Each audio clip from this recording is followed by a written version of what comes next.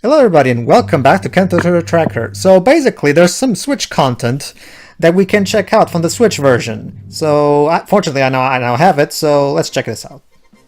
If I recall correctly, there's no extra instead on the 3DS version. It's just a Wii U game in that case, right? I wouldn't know. I don't have the 3DS version. I think the 3DS version has maybe the extra level, but it's also in the Switch version. Don't quote me on that, though. Besides, what's this? That's because this bonus mode is the Pixel Toad mode. This was actually already in the Wii U version. However, in order to unlock this in the Wii U version, you have to have the Captain Toad amiibo. However, on the Switch version, it's already unlocked by default. Basically, Pixel Toad mode is where you actually have to search for a little Pixel Toad somewhere in the stage. And trust me, it can be quite hard sometimes because these toads can be found in the most obscure of places. Sometimes they're under enemies, sometimes they're under a certain thing in the level, like for example that poster. So sometimes they're similar to the green stars in Mario Galaxy 2, sorta. So guys, where's Pixel Toad? Well, I guess you only need to find one, so it's not that bad. Hold on. I think you waved over him for a bit there. Oh, yeah, there you go. Oh, hello. I found Pixel Toad. Why are you making that Shy Guy vibrate? Because on the Switch version, you have a cursor that replaces the touch functionality. I miss the tongue functionality. Although for a moment there, it made me think he had the vibe scepter. And Toad died. The 8-bit scream of the 8-bit Toad, it's weird. It actually is less Alright, so there's a Pixel Toad in every single one of the story stages. However, I'm not going to show him anymore because you got the basic gist of it. That's nice enough. However, here's an interesting thing. The Switch version has a different ending than the original. So, What? Does it replace it completely, the previous one, or it's... well, how about that? Well, check for yourself. Alright. Or is it an extra ending? No, it's a different ending. Oh. Okay, basically, so is the original ending from the Wii U version? So does that background look familiar to you, Jova? And Wibs? Oh, well. In the desert from Super Mario Odyssey. That's the Sand Kingdom. Oh, look at that! Hey, Mario! Looks like Mario is onto an adventure. That means that Captain Toad is there to get some more stars for him. Oh, now I get it. So yeah, the Captain Toad for the Wii U is a prequel to Super Mario 3D World, but the Switch version is a prequel to Super Mario Odyssey.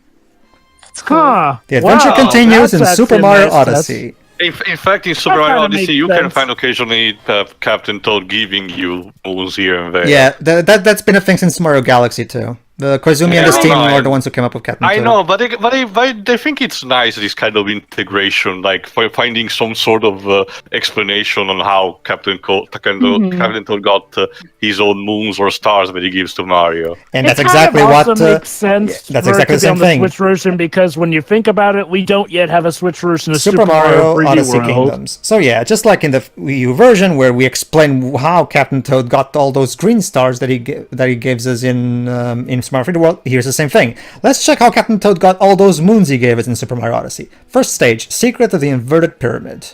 Oh, so there's several Odyssey levels. This is good. Alright, let's check them out. Secret of the Inverted Pyramid. This is in the Sand Kingdom, the Tostarena, I think it's called. Yeah. Yes. Oh, and the actual levels as well. Basically, folks, for those who haven't played Odyssey, for context, a lot of the different worlds in Odyssey are based off of different countries. Like the Hat Kingdom is based off of England. Tostarena is based off of Mexico. There's is based off, obviously, New York. Yes, America. And then there's a food place that's based off of Italy. Isn't it more French? Nope. It's Italy, complete with the volcano and everything. Sure, alright. Can you tap the Goomba with the cursor? Yes, you can. And then, it's a mechanic dweeb, so basically it's kind of like some divine intervention that stuns the enemies. Here's how it works. The controls on the Switch version work exactly the same. The only difference is that what used to be the touch functionality that worked on the gamepad, instead the Joy-Con's motion gyroscope serves as to control this cursor on screen, which replaces the touch screen. how good's the gyroscope? It's very good. It works fine for me, honestly. That's one thing I'll give a Switch. It has definitely the best motion gyroscope we've gotten from a Nintendo device. It works fine for the most part. However, if you're trying to get the Pixel Toad in a specific course that requires you to be fast and precise, it can be a bit difficult. If you cannot play on, I recommend playing that particular Pixel Toad on either the handheld mode, where you can actually use touch controls, or get a friend to help you, because another addition to the Switch version is that it has a 2-player mode where each player plays with each of the Joy-Cons. Basically, one controller Yeah, one person does the work, the other one does the helping. The touch stuff, yeah. Kind of a shame they don't have a co-op mode where one player plays as Toad and the other plays as Toadette in bonus levels. That too is kind of a thing since Super Mario Galaxy 2, where one player could potentially play as like a Luma that helped you here and there. There we go. There you go. Hey, you stole my moon. I was going to get that. Actually, he got the moon for you. So yeah. So right. I guess the Cascade Kingdom. Minecart. The Minecart Cascade Crusade. So okay. That's actually a nice touch. Even though Cascade Kingdom was the second kingdom you go to, it is interesting that Toad actually did start in Tostarino, since that's where the minecart takes him. Mm-hmm. All right, so here's a Oh boy! Just like I demonstrated, remember the touch screen can also be used to hit the blocks. So. Oh no, it's quiet. I think I know exactly who we're going to run into in here. All right. I guess that depends if she is still here. Who? Reminds me of those. Oh, Well, okay. All right. Was not expecting a first-person roller coaster in my Mario. In the this was in the first game as well. Pedro. In the original version, the minecart sections are done where you can you check on the gamepad, or you can just use the left analog stick and check on the. So basically, it's a combination of using both the gamepad and the screen. However, for the Switch version, they replaced it with a full first-person view in general. Hello and welcome to our playthrough. Welcome to our playthrough of Toad Snap. The only real difference. Oh my God! It is. The only real changes really they made. is. The only real change they made to the gameplay was accommodate for the lack of gamepad functionality. Yeah, I can see because when the AD Tokyo made this game, they made this specifically to show off the capabilities of the gamepad. So obviously, it would take some changes to accommodate this for the Switch. It makes sense. Anyway, I like this, though. Yeah, but anyway, Tio is right. It is kind of Toad Snap. Actually, I said it. Yeah. That's what I said. No, you said Tio. Whatever. No. Point being, yeah, this is kind of like similar to Pokemon Snap in a sense that you don't even have brakes on your cart. Mm-hmm. How did Toad not die there? Remember doing Good, there's no fall damage in Mario. Yeah, I can survive. Oh, no T-Rex. What a shame. Except for 64 and Sunshine. Well, in the context of Captain Toad, he himself can sustain any falling damage that can. Mm-hmm. Also, Tio, it's funny you mention the Jakes, because that's who I was expecting would show up at some point. Yeah, that's what I was saying. No T-Rex, 0 to 10. Oh no! And yes, folks, the manual does confirm that the first T-Rex you come about is female, as a little reference to. Oh, there you go. This was the one that I think it was shown in the trailers.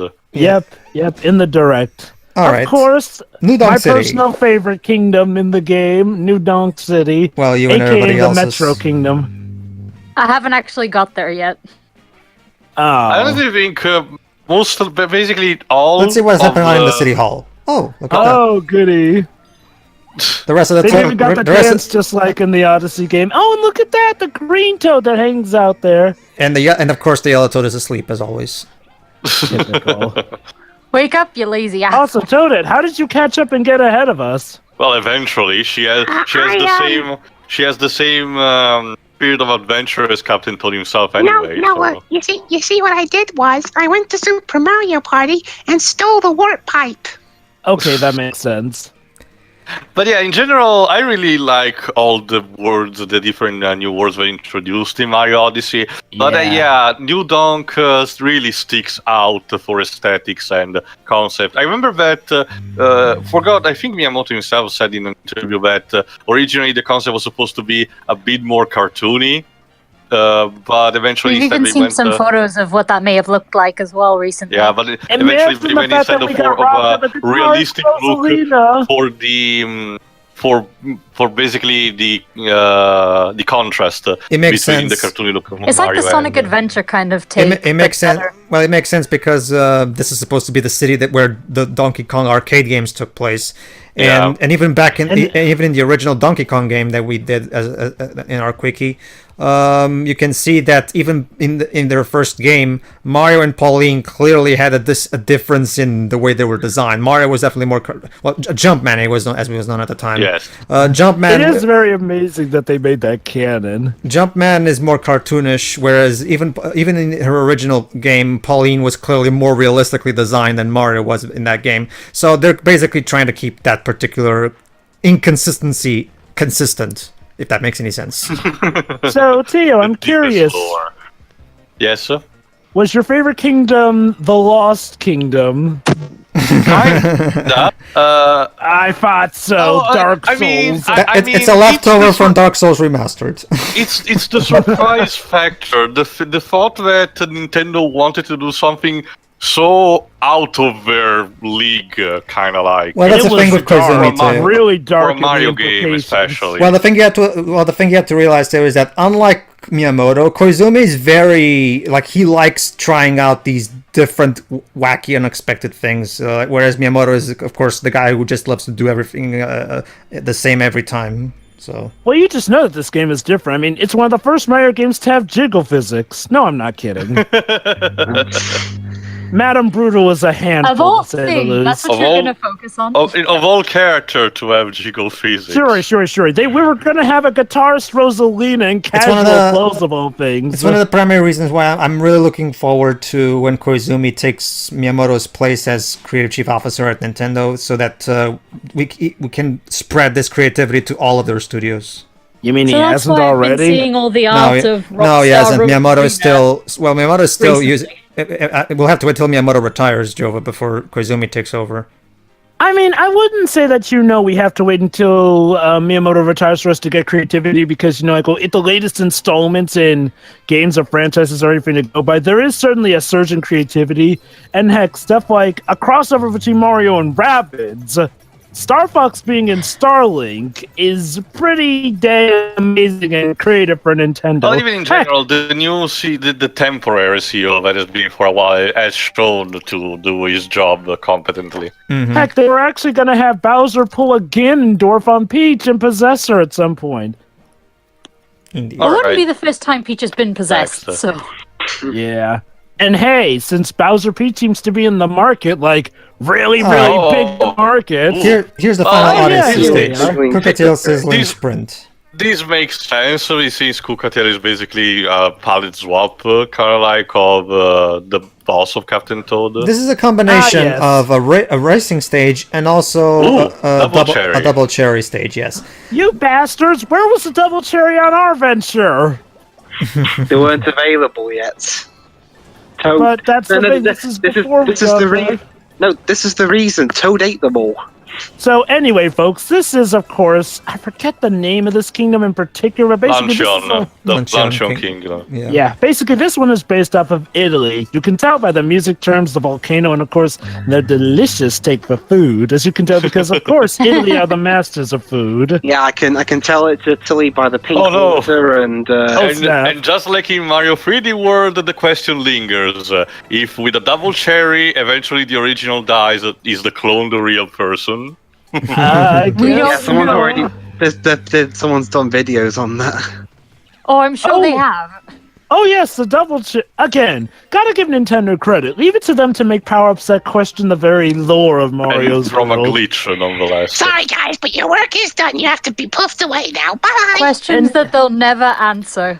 And then just when you thought the double cherry would be the most controversial power-up, New Super Mario Bros. Deluxe U gave us the Super Crown. Oh, that's it? That's all the new that's not content. Everything else we already covered in the playthrough of the Wii U version. Kind of a shame they didn't do something based off of the Moon Kingdom. Well, is this from Mario 3? Oh. No, it's Right. Yellow right, Toad, right. what are you doing there? Basically, Wake up! this is also a nice gimmick. Let's just say there's a lot of 2D throwbacks in Odyssey that have a lot of this pop-up flair to it. I won't spoil too much, but let's just say it's a very nice attention to detail. Also, Jova, to be fair, the entire gimmick of the moon theme, the moon level, Kimi Kingdom, is that the lack of gravity, which doesn't really reflect with a character like Toad, which doesn't jump on its own. But to be fair, I'm okay with these bonuses as well, anyway.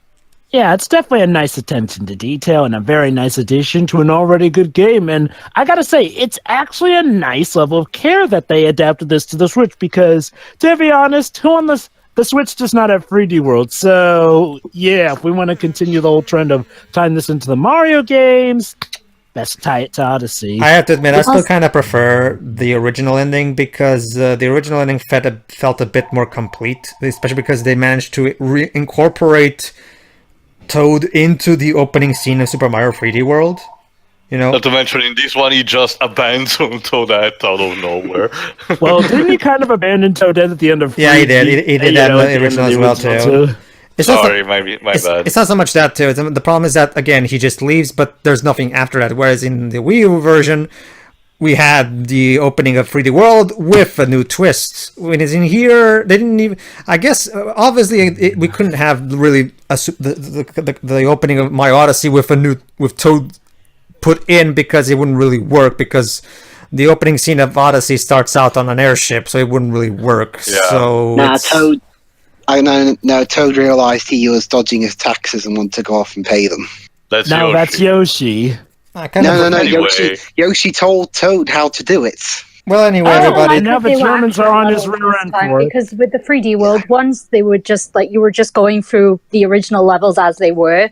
They weren't really Captain Toad levels, so it's nice that even though there aren't many, they actually put in the effort to have actual levels this time for the bonus book. And who knows? Maybe we'll see maybe we'll see a proper sequel for the Switch that'll probably sell better since it's the Switch. I'd be okay with it. Same. Anyway. Yeah, it's fun. That was the Switch content, everybody. So I guess if we do eventually get that sequel, see you for that. See ya. See you then. See ya. See ya. Yeah.